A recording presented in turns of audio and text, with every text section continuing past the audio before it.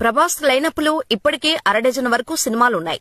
Maruti direct చేస్తున్న Raja Saab shooting దాదాపు చివరి దశకు చేరుకోగా ఏప్రిల్ 10న రిలీజ్ కు ప్లాన్ చేస్తున్నారు. మరోవైపు హను రాఘోపుడి దర్శకత్వంలో తెరకెక్కుతున్న ఫౌజీ షూటింగ్ జెట్ స్పీడ్ లో జరుగుతోంది. ఆ తర్వాత సందీప్ రెడ్డి వంగ స్పిరిట్ స్టార్ట్ కానుంది. స్పిరిట్ తర్వాత కల్కి 2, సలార్ 2 పూర్తి చేసేలా ప్లాన్ చేస్తున్నాడు డార్లింగ్.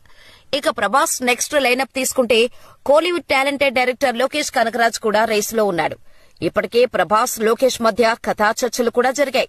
కాకపోతే ఈ ప్రాజెక్టు రావడానికి కాస్త సమయం పట్టేలా ఉంది. ప్రభాస్ భారీ లైనప్తో బిజీగా ఉండగా లోకేష్ కూలీ చేస్తున్నాడు. ఆ తర్వాత ఖైదీ, విక్రమ్ సీక్వెల్ ప్లాన్ చేస్తున్నాడు.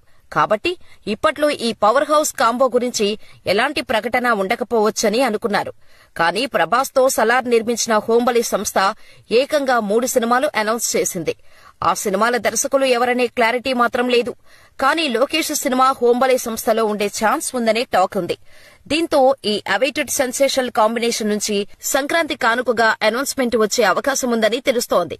అంతేకాదు రీసెంట్ గా బయటకొచ్చిన ప్రభాస్ కొత్త లుక్ లోకేష్ సినిమా కోసమేనని తెలుస్తోంది. కుదిరితే సంక్రాంతికి ప్రభాస్ లోకేష్ నుంచి అనౌన్స్మెంట్ వీడియో వచ్చే ఛాన్స్ ఉందని సోషల్ మీడియా టాక్. ఇందులో నిజమేంతో తెలియదు కానీ ఇదే నిజమైతే సోషల్ మీడియా తగలబడిపోవటం గ్యారంటీ. మరి ఇది రూమరా నిజమా అనేది తెలియాలంటే